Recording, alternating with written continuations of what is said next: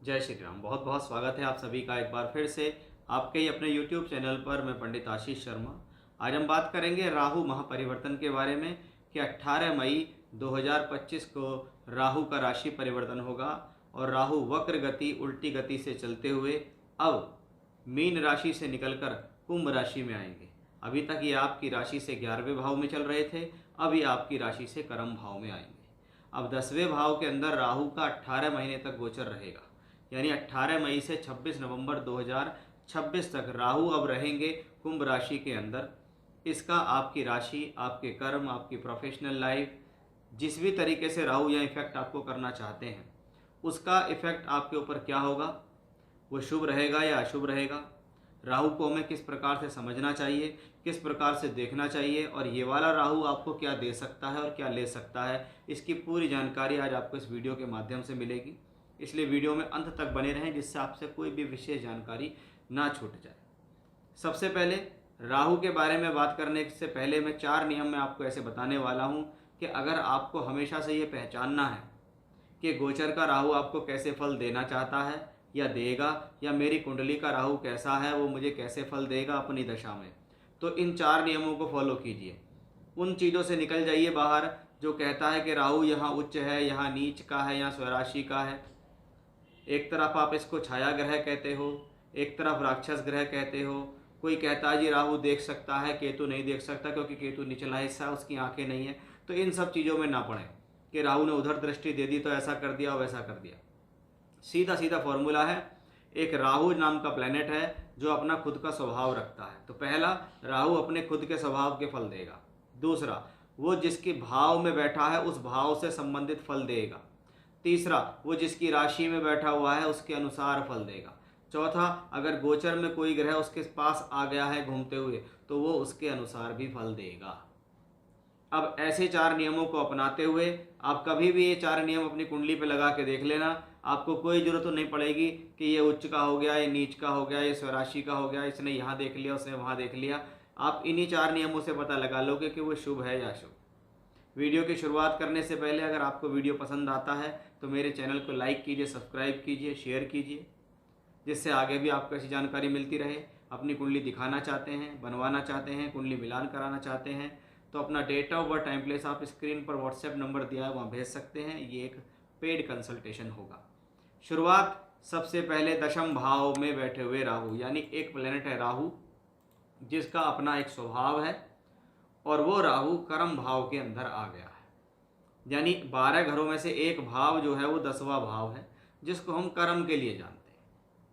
Mainly यहाँ पर हमारा कर्म होता है। ये वो कर्म भी है जो हम नौकरी व्यापार के लिए करते हैं, ये वो कर्म भी हम दैनिक जीवन के लिए करते हैं। राहु ग्रह जिसको स्वभाव में हम क्या कहते हैं, ये एक अशुभ ग्रह है, ये एक मैलेफिक ग्रह है, ये प्रॉब्लम क्रिएट करने वाला प्लेनेट है, ये गुस्सैल है, ये क्रोधी है, ये अड़ियल है, ये जिद्दी है, ये अपनी बात को आगे रखता है, ये सामाजिकता से परे हट के काम करता है।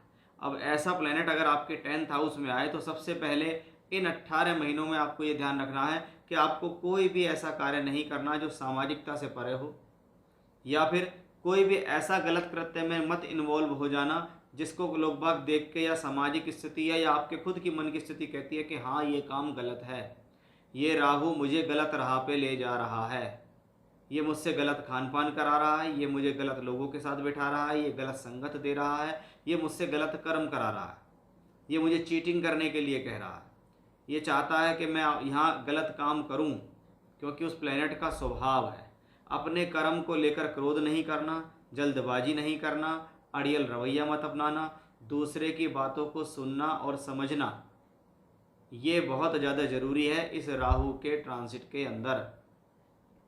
अदरवाइज़ ये राहु आपके कर्मों पर इसी प्रकार से हावी होगा, और जब ये आपके कर्मों पर हावी होगा तो 10th हाउस सिर्फ कर्म ही नहीं, आपकी प्रोफेशनल लाइफ भी है।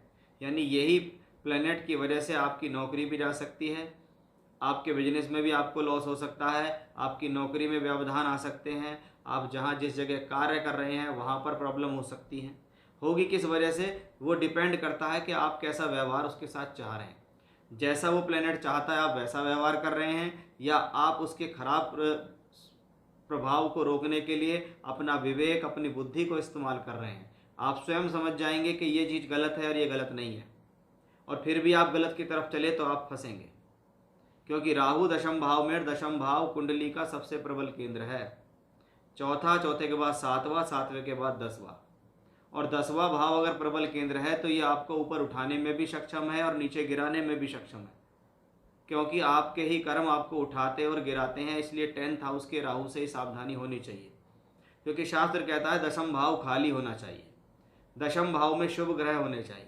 दशम भाव में अगर अशुभ ग्रह होते हैं तो आपकी प्रोफेशनल लाइफ को हार्ड बनाते हैं।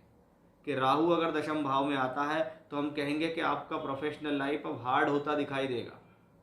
आपको लगेगा कि आपके कार्य क्षेत्र के अंदर अड़चने हैं, प्लेनेट इजी तरीके से काम नहीं करने देगा।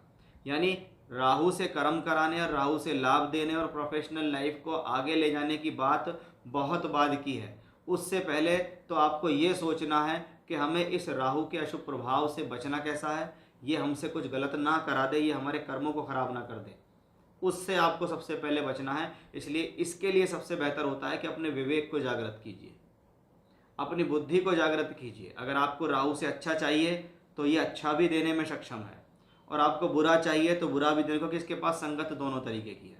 ये खुद का भी स्वभाव रखता है और जिस भाव में बैठा है उसमें भी, जो भाव है वो शुभ है, जो राहु है वो अशुभ है। तो आपको शुभ या अशुभ में से क्या लेना है ये समझने की जरूरत है। इसलिए जो चीज़ें मैंने समझाई हैं उनको अपने माइंड में रखिएगा। अब राहु ग्रह यहाँ पर शनि की राशि में आता है। ये शनि कौन है? आपके लिए योग कारक है। ये शनि कौन है? आपके 10th हाउस का मालिक है। ये शनि कौन है? कर्म भाव का मालिक है। और राहु बैठ गया है 11th हाउस, शनि बैठ गया 11th हाउस में। यानी राहु के द्वारा किया गया कर्म आपको लाभ देगा, कि आप इस दौरान जो भी कर्म करेंगे, जो भी सदमार्ग पे चलेंगे, आपको वैसा फल मिलेगा। और फल देने के लिए शनि 11th हाउस में बैठ गए हैं, और जब वो 11th हाउस में बैठ गए तो इसका मतलब है राहु यहाँ पर अच्छे फल देने वाला प्लेनेट बनेगा। बनिस्पत आप अगर उन चीज़ों पर ध्यान रखते हैं, अपना ट्रैक चेंज नहीं करते, जहाँ है वैसे ही रहते हैं, कोई बदलाव नहीं, कोई चीटिंग नहीं, कोई धोखाधड़ी नहीं, तो ये राहु शनि की भांति अच्छे फल देगा। सोर्स ऑफ इनकम भी देगा, कर्म भी बढ़ाएगा, प्रोफेशनल लाइफ में गेन भी करेगा। अब 10th हाउस अगर कर्म है तो राहु के भी कुछ कर्म है। अगर आप सोशल मीडिया से जुड़ा हुआ कोई भी प्लेटफॉर्म से जुड़कर काम करते हो तो ये राहु के लिए बेनिफिशियल है, यानी ये आपके लिए बेनिफिशियल है। इसको आप ऐसा समझ सकते हो, क्योंकि सोशल मीडिया से जितना भी प्लेटफॉर्म है वो राहु के पास है। मीडिया है, इलेक्ट्रॉनिक मीडिया है, चाहे प्रिंट मीडिया है, फैशन है, डिज़ाइनिंग है, ग्राफिक डिज़ाइनिंग है, आज के समय में जो चल रहा है एआई, वो भी क्या है? राहु है। अब राहु दशम भाव में, तो इसका मतलब आप इन चीज़ों से जुड़ के अपने कार्य क्षेत्र में जाओगे तो आपको इन चीज़ों से गेन मिलेगा। या आप ऑलरेडी ऐसे क्षेत्रों में काम करते हो जो मीडिया के, फैशन के, डिज़ाइनिंग के, ग्राफिक डिज़ाइनिंग के, एआई के, एनिमेशन के, फैशन के, मॉडलिंग के, मीडिया के क्षेत्र के हैं, पत्रकारिता से जुड़े हुए हैं, सोशल मीडिया से जुड़े हुए हैं, तो ऐसे लोग, अगर आपका ऐसा कोई काम है तो ये राहु आपको गेन देगा, ये राहु आपको फ़ायदा देगा। लेकिन मेरी पहली बात हमेशा ध्यान रखना, गेन तो मिलेगा, लेकिन उस गेन के चक्कर में ऐसे कोई काम मत करना जो आपको लॉसेस देते हैं। इस बात का आपको विशेष ध्यान रखना है। इसलिए मैंने जो शुरुआत में नियम आपको बताए वो यही है कि सबसे पहला भाव है। 10वां भाव होता क्या है? ये मेरे कर्म का, कार्य क्षेत्र का, मेरे नौकरी का, मेरे व्यापार का होता है। फिर राहु 10वें भाव में बैठकर क्या कर सकता है वो मैंने आपको बताया। फिर राहु शनि की राशि में है और शनि बैठ गया 11th हाउस में, तो उसका क्या कनेक्शन है। फिर राहु के खुद के क्या कर्म होते हैं वो भी 10th हाउस में इन्वॉल्व होंगे, वो भी बताया। अब राहु इस दौरान 3 नक्षत्रों में ट्रांजिट करेगा। पहला होगा 18 मई से लेकर 23 नवंबर 2025, यहाँ पर ये गुरु के नक्षत्र में ट्रांजिट करेंगे। ये नक्षत्र है पूर्वी भाद्रपद नक्षत्र। अब राहु के लिए गुरु का जो स्वभाव है, या राहु के लिए जो गुरु की स्थितियां हैं, वो कोई बहुत अच्छी नहीं होती, क्योंकि राहु गुरु को अपना मित्र नहीं मानता। लेकिन गुरु के लिए देखें तो गुरु का ट्रांजिट इस दौरान धन भाव से बैठकर आपके 10th हाउस में बैठे राहु को देख रहा होगा। यानी ये राहु जब गुरु के नक्षत्र में ट्रांजिट करेंगे तो गुरु इसको सद्बुद्धि देने की कोशिश करेंगे। आप अपने मार्ग से हीन ना हो, हटे ना, उसके लिए ये हेल्पफुल रहेगा जुपिटर। दूसरा, 23 नवंबर से 30 जून 2026 तक ये राहु स्वयं अपने ही नक्षत्र में रहेंगे। यहाँ पर सबसे पावरफुल समय होगा राहु का, जब राहु स्वयं अपने नक्षत्र में होंगे। और पावरफुल कैसे होंगे वो मैंने आपको लगातार बताता आ रहा हूँ कि आपको उस प्लेनेट को किस रेंज की तरफ ले जाना है, क्योंकि राहु स्वयं अपने ही नक्षत्र में होगा, अपने मित्र की ही राशि में होगा, यानी ये बेहतर और सडन गेन देने वाला प्लेनेट होगा। बनिस्पत आपकी राह ठीक है, आपकी योजनाएं ठीक हैं, आपकी सद्बुद्धि ठीक है और आपका ज्ञान ठीक है, तो ही ये प्लेनेट आपको उस तरफ करेक्ट वे में ले जा सकता है। अब 30 जून से 26 नवंबर 2026 तक राहु मंगल के नक्षत्र में रहेंगे। इस दौरान प्रोफेशनल लाइफ में एग्रेशन बढ़ेगा, कार्य क्षेत्र में एग्रेशन बढ़ेगा, क्रोध बढ़ेगा, झुंझलाहट बढ़ सकती है, चिड़चिड़ाहट बढ़ सकती है। इस दौरान थोड़ा ध्यान रखें कि इन सब चीज़ों का प्रभाव आपकी प्रोफेशनल लाइफ में नहीं पड़ना चाहिए। ऐसी स्थितियों में मैं कहता हूँ कि भाई इन सब चीज़ों से पार पाने के लिए, इसके अशुभ प्रभाव से दूर होने के लिए गायत्री मंत्र या रुद्र गायत्री मंत्र का जाप अपने जीवन में डाल लीजिए। रोजाना 1 माला इसकी करनी शुरू कर दीजिए। यही आपको सारे बचाव परेशानियों से दूर रखेगा, अच्छा फल देगा और ऐसा राहु आपको गेन देने वाला बन जाएगा। तो ये था मेरा आज का विषय कि राहु जब दशम भाव में ट्रांजिट करेंगे तो वो आपकी राशि या आपके लगन को कैसा परिणाम देंगे। जय श्री राम।